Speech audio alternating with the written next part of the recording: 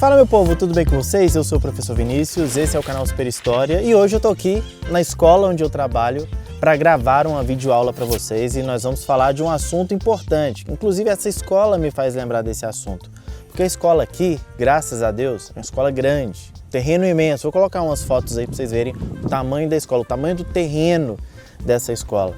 Isso me lembra uma terra muito grande, uma terra muito ampla, o que me remete então ao assunto da aula de hoje, capitanias hereditárias. Vocês vão ver aqui comigo, eu tenho certeza que vocês vão sair dessa aula manjando muito bem da tal das capitanias hereditárias. Então vamos lá.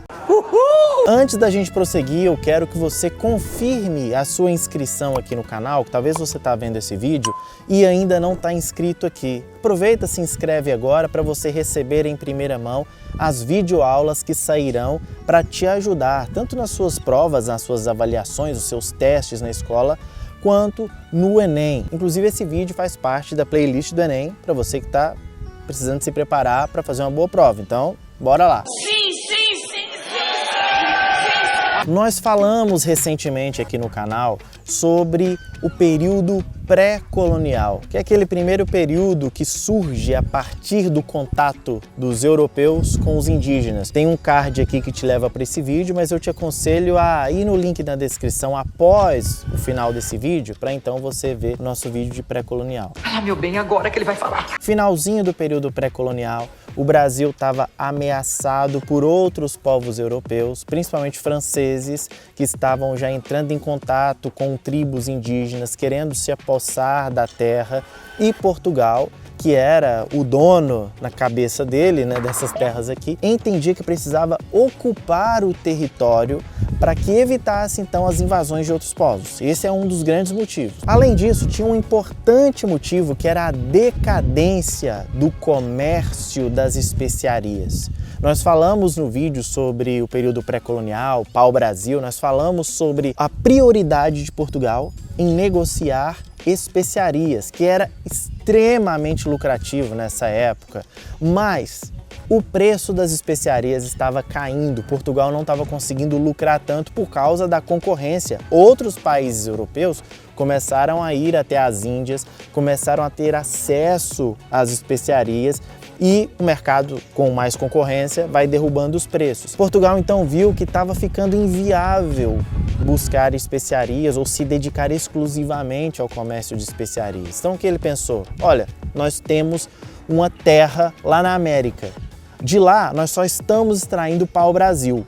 O que a gente vai fazer?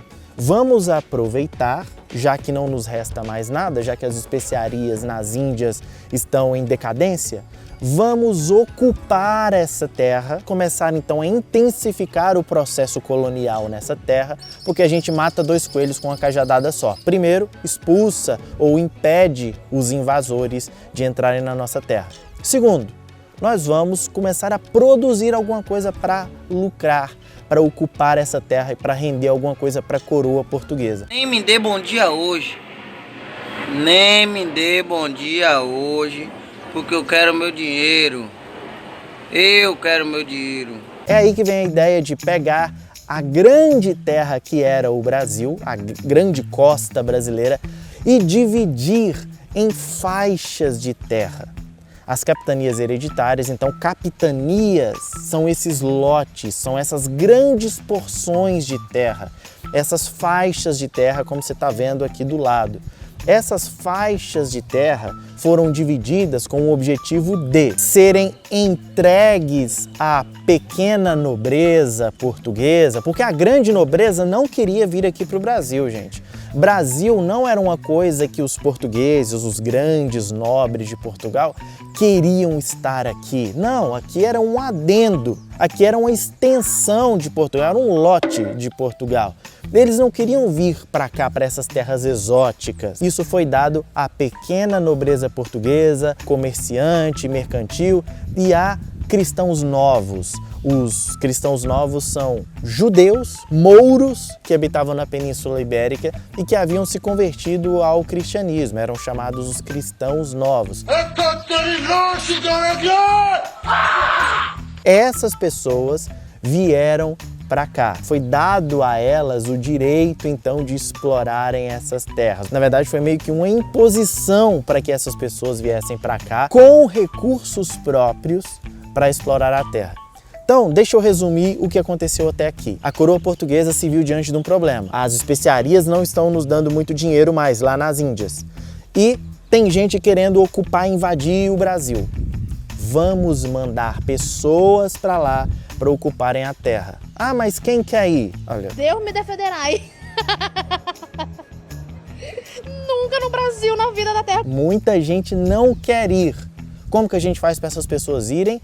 Vamos dividir o território dessa nova terra, da América Portuguesa, vamos dividi-lo em faixas de terra, dividiram em 15 capitanias e deram a 12 capitães donatários. Quem manda ali na capitania? Os capitães donatários, que receberam então a posse dessas capitanias. Mas que ideia foi essa? Isso foi tirado do nada? Não. Ah, não! Portugal já administrava outras colônias africanas por meio de capitanias hereditárias. Ele já ocupava outros espaços dessa forma. Então, eles resolveram trazer essa ideia para o Brasil, para a América Portuguesa, a parte da América que pertencia a Portugal.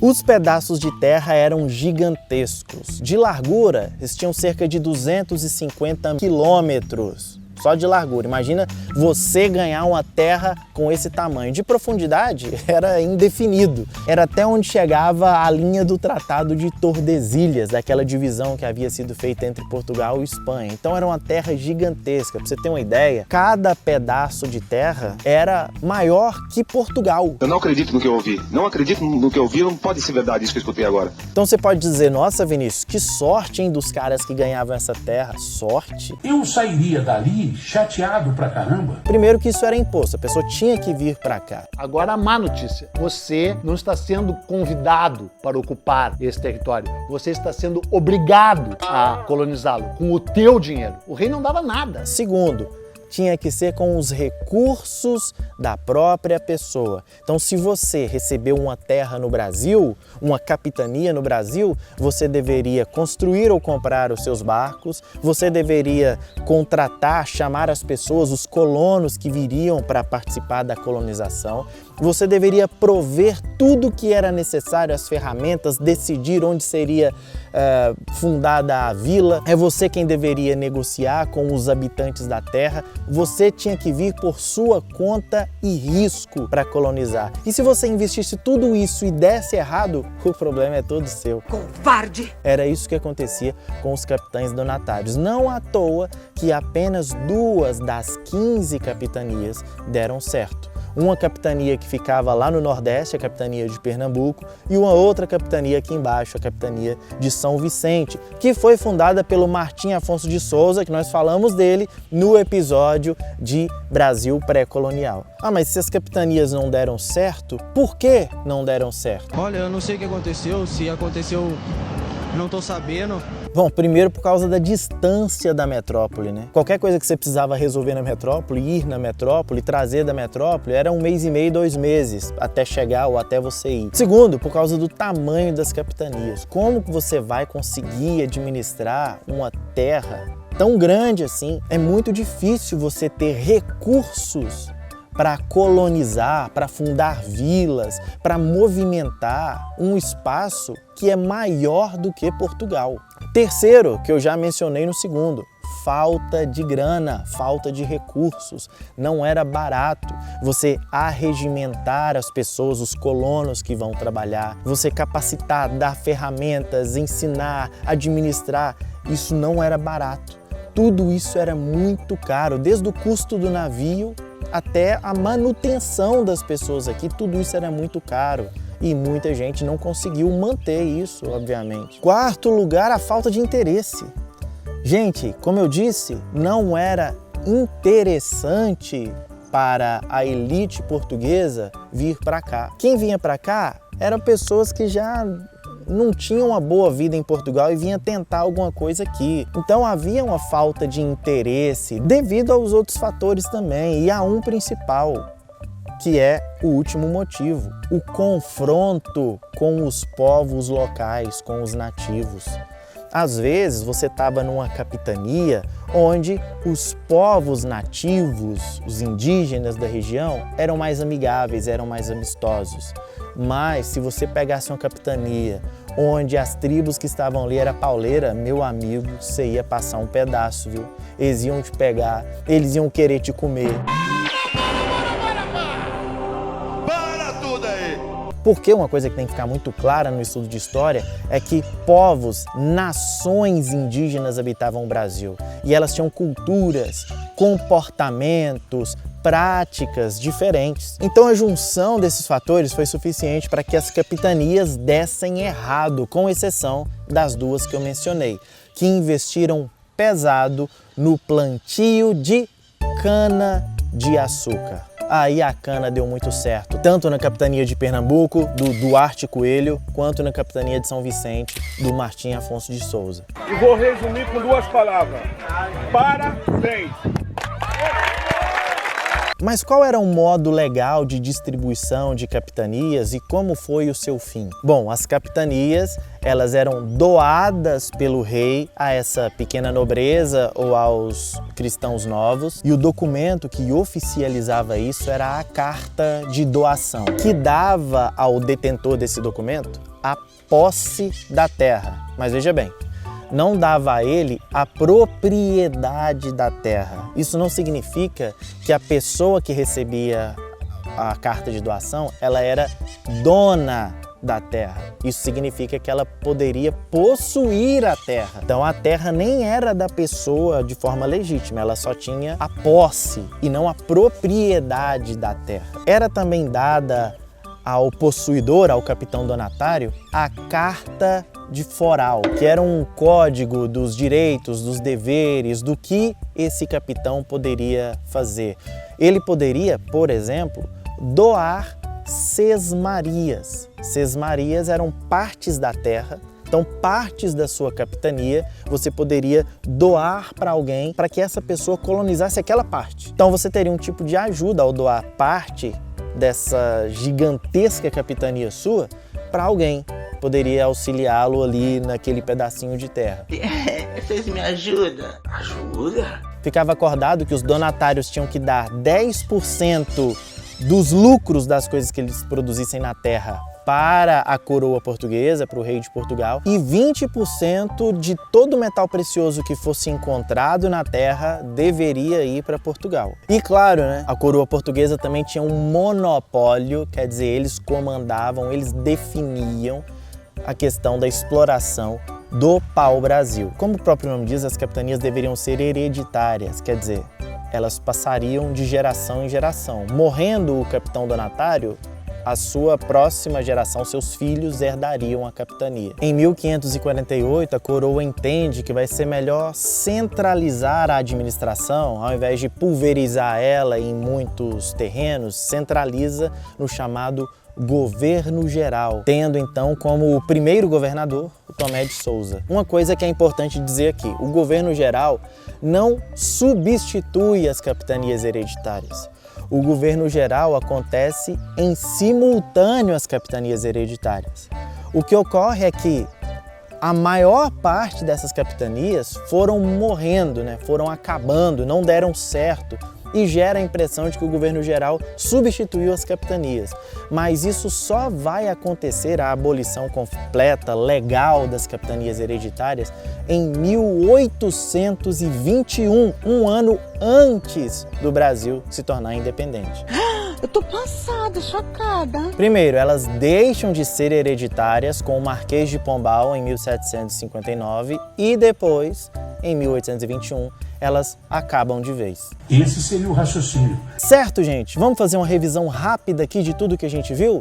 Bora lá. Nós vimos que as capitanias hereditárias resolveram um problema de Portugal. O problema é, nós estamos perdendo dinheiro nas Índias e estamos sendo ou prestes a ser invadidos no Brasil. Por meio das capitanias hereditárias, haveria então um processo de ocupação das terras brasileiras. O território brasileiro foi dividido em 15 faixas de terra. Essas faixas foram doadas a 12 capitães donatários. Isso era feito de modo formal através da Carta de Doação, que estabelecia então a extensão da capitania, os direitos administrativos do capitão donatário, e também da Carta de Foral, que era o código tributário, os direitos e deveres do donatário, como, por exemplo, doar sesmarias, que era um pedaço de terra, uma porção de terra dentro da capitania. Foram aos poucos fracassando e em 1548 é então estabelecida a centralização do poder através do governo geral. O primeiro governador geral do Brasil, ou seja, o representante do rei aqui,